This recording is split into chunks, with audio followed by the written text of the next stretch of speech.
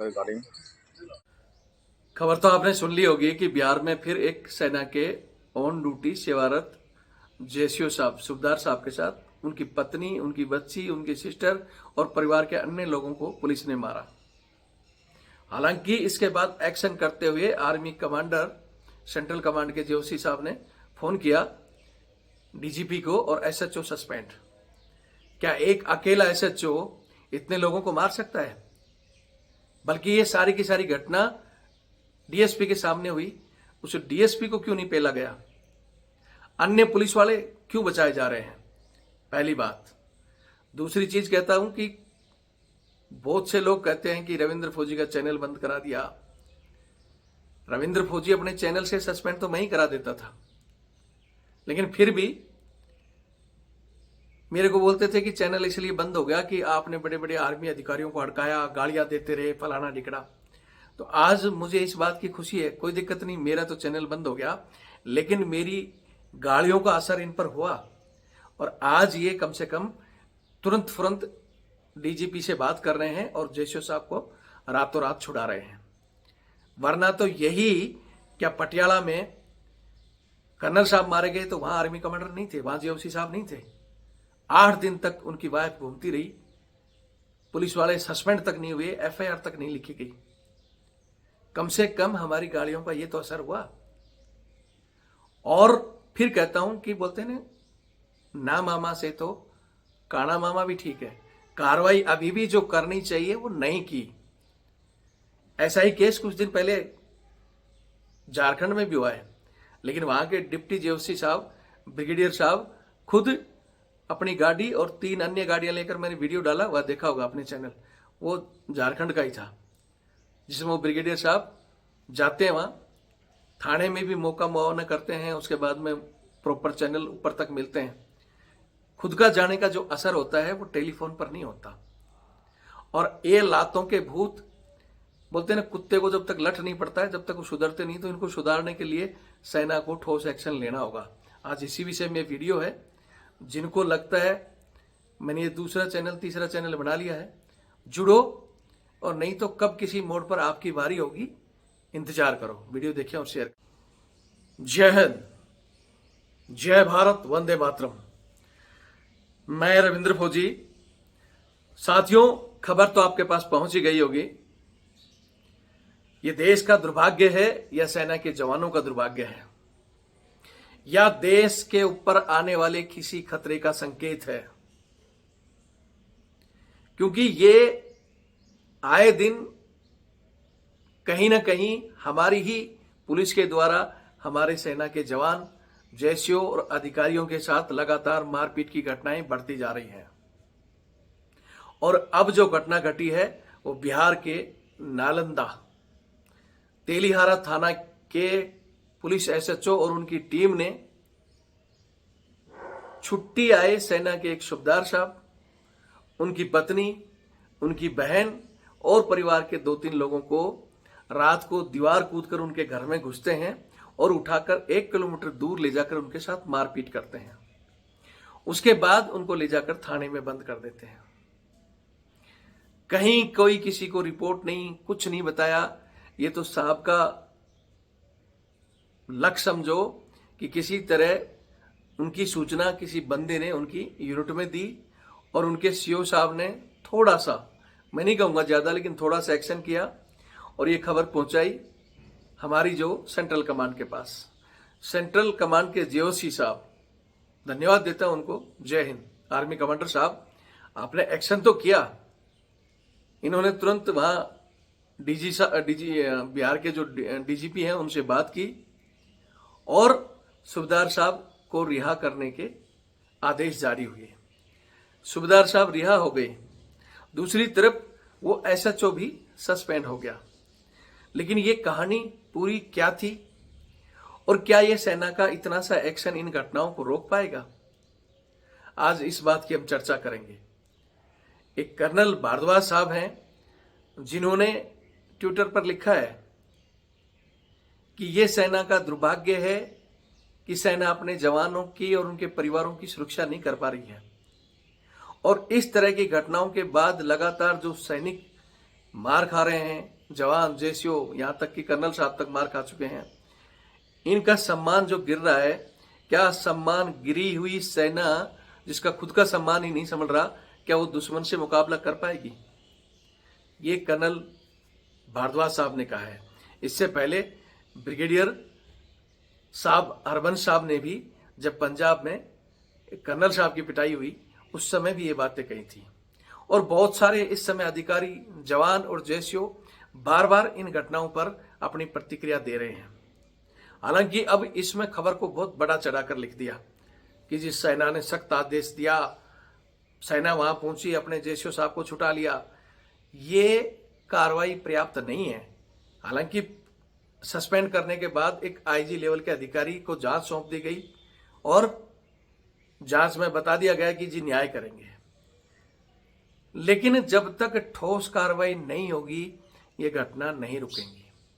आप सभी को पता है कि सस्पेंड, एक आर्मी कमांडर के इंटरफेयर के बाद सिर्फ सस्पेंड होना और जांच होना, ये काम तो हम भी कर रहे थे। मैंने अपनी आवाज से, और जो मेरा पुराना चैनल था आप सभी को पता है, जिसमें 8,70,000 से ज्यादा हमारे जवान जैसे और अधिकारी जुड़े हुए थे, जगह जगह जो छोटे छोटे संगठन थे वो धरना देकर, आवाज उठाकर सस्पेंड तो हम भी करा देते थे। और बहुत से एसएचओ को सस्पेंड कराया है, बहुत से पुलिस जवानों ने जो गलतियां की हैं उनको सस्पेंड कराया है। जो मेरे उस चैनल पर सारे वीडियो डले हुए हैं, 2000 से ज्यादा। लेकिन दुर्भाग्य है कि अब हमारी उस चैनल की रफ्तार बढ़ती जा रही थी, बहुत से अधिकारी भी हमारे पक्ष में आ रहे थे, लेकिन हमारे ही सेना के अधिकारियों ने हमारे उस चैनल को इंडिया में बैन करा दिया। क्यों? कि उनको लग रहा था कि अब रविंद्र फौजी का कद बढ़ता जा रहा है, लोग जुड़ते जा रहे हैं और आने वाले समय में अब ये बाहर की समस्या को तो हल कर देगा, लेकिन आने वाले समय में ये इन्हीं को लट चढ़ा देगा जो अंदर की समस्याओं के लिए रविंद्र फौजी लड़ता है। आप सभी को पता है जो मेरे कंटिन्यू मुद्दे रहे हैं और उन मुद्दों पर चर्चा भी चल रही है, लेकिन मैंने वो मुद्दों को साइड कर दिया था। मैंने कहा था कि जब बाहर वालों से लड़ाई हो रही है तो अपने मुद्दे अंदर छोड़ दिए जाते हैं, और मैंने वो छोड़ दिया था। पटियाला कर्नल साहब की लड़ाई खुलकर लड़ी, हमारे कितने ही जवान जैसियों धरने में आए और खुलकर साहब के साथ थे, मैं भी खुलकर बोल रहा था। लेकिन पता नहीं किन लोगों को खुलकर बोलना पसंद नहीं आया और हमारा वो चैनल रविंद्र फौजी एक्स आर्मी आरटीएफ बंद कर दिया गया। उसके बाद मैंने दूसरा चैनल खोला रविंद्र फौजी आर्मी के नाम से। उस पर भी लगातार 4-5 नोटिस जारी कर दिए गए, 4-5 वीडियो भी हटा दिए गए। वो भी अभी इंडिया में नहीं दिखाई देंगे, हालांकि चैनल चल रहा है। उसके बाद ये मैंने तीसरा चैनल रविंद्र सिंह फौजी आर्मी इस नाम से ओपन किया। ये कल 12 अप्रैल को ओपन किया और 12 अप्रैल में ही, एक दिन में ही 500 से ज्यादा साथी हमारे जुड़ चुके हैं। अब उन सब की जिम्मेवारी है चैनल की संख्या बढ़ाना। बाकी जो मेरे काम है मैं करता रहूंगा, कोर्ट कचहरी मैंने जाना है वो भी जाता रहूंगा। लेकिन आज मैं फिर कहता हूं, इतना तो मैं धन्यवाद देना चाहूंगा कि कम से कम हमारी लगातार आवाज उठाने, लगातार कठोर शब्द मैंने अधिकारियों को बोले। वो कहते हैं चीज कि ये तो फौज के अधिकारियों को हड़का रहा है, बड़े बड़े अधिकारियों को गाली दी है। तो गाली मैंने उनको दी है जिन्होंने अपना काम ठीक से नहीं किया या जिन्होंने जवानों का शोषण किया, जो आज भी अपने आप को काले अंग्रेज समझते हैं। आज जो जेओसी साहब ने, सेंट्रल कमांड के जेओसी साहब ने किया, मैं उनको सल्यूट करता हूं, जय हिंद। हालांकि ठोस फिर कह रहा हूं, ठोस जवाबी कार्रवाई नहीं है। जैसे मैं बताया कि भारद्वाज साहब ने कहा था, लिखा है अपने ट्विटर हैंडल में कि भैया जब तक फौज पुलिस के ऊपर जवाबी कार्रवाई नहीं करेगी, जवाबी कार्रवाई का मतलब उसी अंदाज में जिन्होंने मारा था उनको उठाओ और लाकर कूटो, क्योंकि पुलिस बेकाबू हो चुकी है। और जो पुलिस सेना के इस तरह सूबेदार साहब को, कोई कर्नल साहब को मार रही है, कोई सूबेदार मेजर को मार रही है, कोई जवानों को मार रही है, उन पुलिस वालों का रवैया सिविल के प्रति क्या होगा? मैंने ऐसे बहुत से पुलिस वालों को भी गालियां दी हैं, बहुत से पुलिस वाले भी मेरे से चिढ़ते हैं। लेकिन मैं फिर कहता हूं, चाहे वो पुलिस का अधिकारी हो, चाहे जवान हो, चाहे हमारा सेना का हो, जो अच्छे काम कर रहे हैं रविंद्र फौजी उनको सल्यूट करता है, जय हिंद। और जो इस तरह के हरामखोर, जो कुत्तागिरी करते हैं, जो इस तरह प्रहार करते हैं, सेना के आए हुए जवान को घर से उठाकर उनकी पत्नियों को मार रहे हैं, इन हरामजादों को क्या हम शाबाशी देंगे? ऐसे लोगों के लिए तो कुत्ता बोलना भी गलत है। अगर इससे भी कोई नीच शब्द हो तो वो इस्तेमाल किया जाए। और सस्पेंड कोई भी पनिशमेंट नहीं है, इनको सस्पेंड किया जाता है, उसके बाद आप लोगों को पता भी नहीं कि 10 दिन के बाद किसी दूसरे थाने में भेज दिया जाता है और ये फिर अपनी मूंछों को ताव देकर फिर किसी को मारते हैं। इनका इलाज है स्वयं इनको उठाकर, जिस तरह इन्होंने हमारे सुबेदार साहब को और उनके परिवार को कूटा है उसी तरह से पूरे थाने को कूटो, टिट फॉर टैट, तो एक्शन होगा। मैं मेरे अधिकारियों से कहना चाहता हूं, सेना की गिरती हुई इस इज्जत को नहीं रोका गया तो ये एक बहुत बड़ा खतरा हो सकता है आने वाले समय में देश के लिए। फिर कह रहा हूं, मैं नहीं, मेरे हजारों सैनिक, हमारे हजारों अधिकारी कह रहे हैं कि पहले भी समय समय पर सेना इनको डोज देती थी और तब इनकी कुत्तों की चाल सीधी होती थी। ये वो लोग नहीं है जो बातों से समझ जाएंगे, ये वो लोग नहीं है जो सस्पेंशन से समझ जाएंगे। इन लोगों को वही चाहिए कि इनका उतार कर पिछवाड़ा लाल करे और डंडे मारे। मेरी इस भाषा से बहुत से लोगों को तकलीफ होती है, जिनको होती है रहे। रविंद्र फौजी की भाषा और रविंद्र फौजी की कार्यशैली यही रहती है। मैं फिर कह रहा हूं कि मेरा वो चैनल, मैंने 8 लाख संख्या जोड़ी थी, जगह जगह संगठन बनाए थे, लेकिन अब वो धीरे धीरे इन्होंने मेरे वो सारे संपर्क तोड़ दिए, मेरी वो आवाज दबा दी गई। नहीं तो सस्पेंड तो मैं खुद करा देता था मिनटों में। मैंने कहा था कि अगर आपसे मारकूट का काम नहीं होता, आप केस कचहरी से डर रहे हो, या आप आने वाले समय में MP MLA बनने का ख्वाब देख रहे हो, CDS बनने का ख्वाब देख रहे हो, तो कम से कम हमारा चैनल नहीं बंद करते। मैं खुद एक घातक टीम बना रहा था और ऐसी घटनाओं पर अगर आप कार्रवाई नहीं करते तो हमारी टीम जाती और इनको अच्छे से तोड़ती, फिर हम भी उसी कानून के दायरे में जाकर कोर्ट कचहरी जो भुगतना होता था भुगत लेते। लेकिन हमारा तो रास्ता ही बंद कर दिया आपने। अभी मैंने रीओपन किया है नया चैनल, मुझे बहुत समय लगेगा दोबारा वहां तक पहुंचने के लिए। फिर भी आप लोगों से मैं रिक्वेस्ट करूंगा, जो भी साथी जुड़ रहे हैं, क्योंकि ये रविंद्र फौजी ने अकेले ने मेहनत की, फिर धीरे धीरे कुछ साथियों ने की, तो हम इतनी संख्या तक पहुंचे थे। ग्राउंड में बहुत कुछ हमने किया है, बहुत कुछ बदला है। एक जवान होते हुए मैंने इतना बदला है, मुझे मतलब इस चीज की बहुत खुशी है कि मैंने अपने बूते से बहुत बाहर जाकर काम किया है। अब अगर आप साथ दोगे तो बहुत जल्दी उस मुकाम को फिर हासिल कर सकते हैं, वरना तो अगर उतना ही समय लगेगा तो रविंद्र फौजी भी धीरे धीरे फिर टूट जाएगा। इसलिए इस चैनल की संख्या बढ़ाओ, लगातार जुड़ो, और जो घातक टीम का हिस्सा बनना चाहता है कि नहीं सर ठीक है टिट फॉर टैट हम करेंगे, तो मैं हमेशा की तरह मेरा नंबर दे रहा हूँ 8290354513 8290354513। अपना इसमें गांव नाम लिखा कर रखो। और अब इस चैनल को दोबारा एक बड़े चैनल के रूप में तब्दील करने के लिए, इन चीजों को हाईलाइट करने के लिए हम हमेशा कहते हैं तन मन धन की आवश्यकता, लेकिन इसका नाम सुनते ही लोग यहाँ से वीडियो को छोड़ देते हैं। जो वीडियो छोड़ रहे हैं कोई दिक्कत नहीं है, लेकिन जो साथ है तो यही मेरा नंबर 8290354513 8290354513 मेरा फोन पे और पेटीएम से जुड़ा हुआ है, और ये मेरा बारकोड। आज आप साथ और सहयोग दोगे तो हम उस चैनल के लिए कोर्ट में जा सकते हैं, उसके लिए भी लड़ सकते हैं, इस चैनल की संख्या भी बढ़ा सकते हैं और जल्दी ही टीम भी बना सकते हैं। बाकी तो सभी लोग जय हिंद, हम आपके साथ हैं, आप आगे बढ़ो।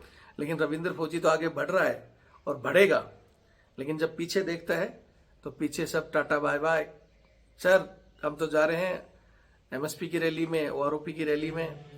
मैंने कहा था कि एक रविंद्र फौजी को दबाकर ये सरकार और ये अधिकारी एक संदेश देना चाहते हैं। जैसे अभी 2-3 जर्नलों के आपने वीडियो देखे होंगे जो बार बार कह रहे हैं कि 1976 से पहले इनको पेंशन नहीं मिलती थी, अब अग्निवीर आ गई तो क्या फर्क पड़ गया, आने वाले समय में पेंशन भी बंद कर दी जाएगी आपकी। आप जिस OROP MSP और इनका ख्वाब देख रहे हो ना, आपको दबा दिया जाएगा और कोई आदमी सामने नहीं आएगा। वो इसलिए नहीं आएगा कि ये एक आदेश निकाल देंगे कि जो आएगा जिसकी पेंशन बंद, तो पेंशन वाले आएंगे नहीं। अंदर बोले जी हमारी तो मजबूरियां हैं, वो आएंगे नहीं। अब रविंद्र फौजी जैसे कितने लोग, मैंने कहा था कि मेरे वो 8 लाख की संख्या नहीं है, मेरे के जो ये जुड़ते जा रहे हैं ना, जैसे दूसरे चैनल में 6700 लोग जुड़े, इसमें कल के एक दिन में 500 लोग जुड़े, लेकिन ये 500 लोग भी अगर कंटिन्यू हमारा साथ दें, 1000 आदमी लेकर ऐसे कुत्तों की रेल बना सकता है रविंद्र फौजी। और जो अपने आप को अंग्रेज समझ रहे हैं ना, उन अंग्रेज को भी सीधा कर सकता है रविंद्र फौजी।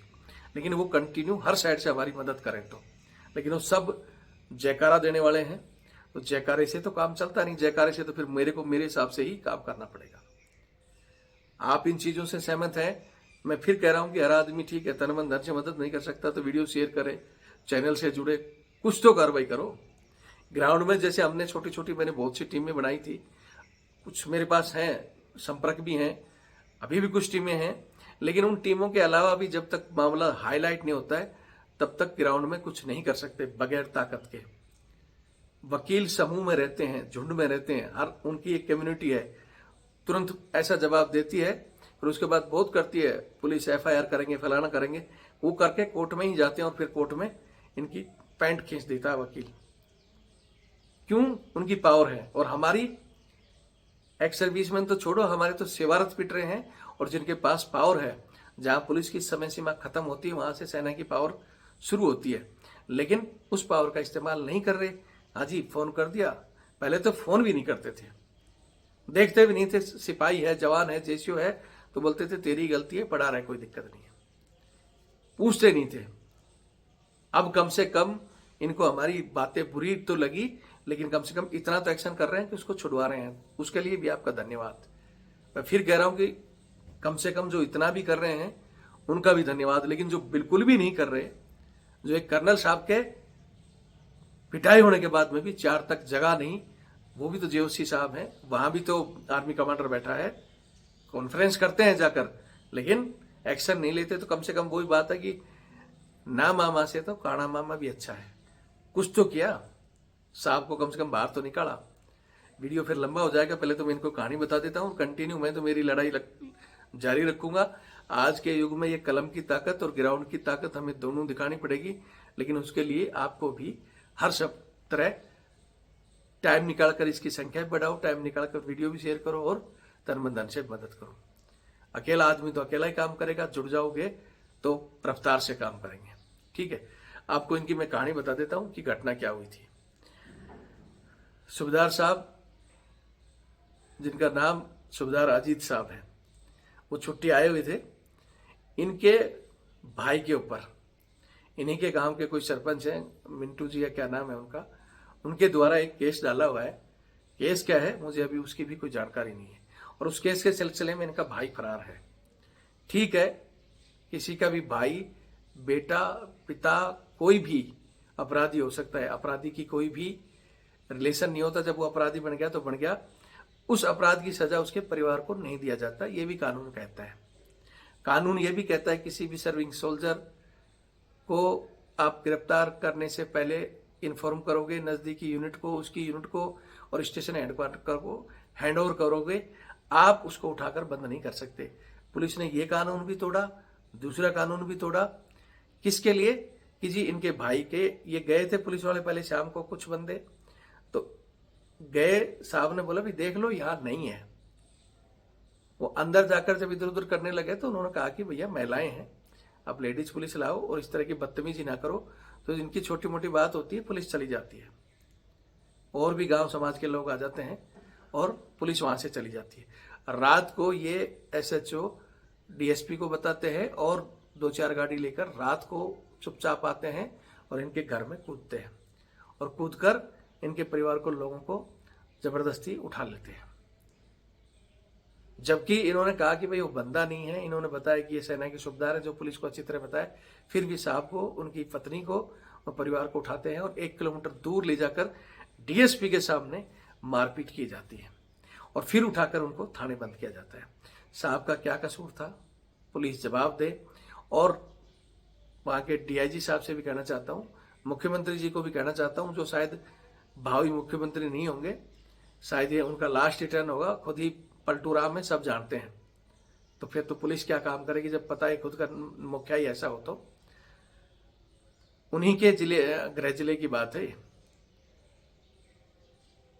पुलिस वहां उनको डाल देती है। और DGP को अगर हमारे आर्मी कमांडर फोन करते हैं तो SHO को तो सस्पेंड कर दिया गया, लेकिन क्या SHO अकेले की हिम्मत है कितने लोगों को मारे? बाकियों को सस्पेंड क्यों नहीं किया गया?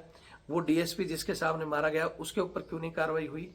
जांच तो आपने बैठा दी, लेकिन ये रवैया ठीक नहीं है। और सबसे बड़ा ठीक तो हमारे अधिकारियों का नहीं है, जो एक्शन नहीं ले रहे।